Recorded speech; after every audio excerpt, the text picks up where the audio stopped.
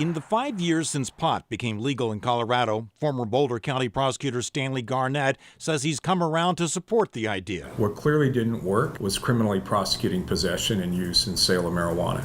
What does work is a regulatory scheme which gets at what you're really concerned about. Garnett and former Denver City Attorney Doug Friednash were invited to the Capitol by House Majority Leader Ryan Winkler, who noted Colorado and Minnesota have roughly the same population. The reality is it will impact every department of the state. After Colorado voters passed an amendment legalizing the drug, government had to scramble to set up regulations. It did create some problems. In Colorado, at one point, we had the ability for caregivers to have 99 plants, which is insane. That did create serious black market issues. They had to respond to a surge in edible pot, adopting a universal THC warning symbol. Early on, we didn't have child-resistant packaging. We allowed edibles that were attractive to kids. Part of Colorado's marijuana tax revenue goes to training police on how to recognize pot-impaired drivers. We are getting better at it. In my jurisdiction, we have seen a number of successful prosecutions of pure marijuana impairment or of mixture between alcohol and marijuana, which is quite common.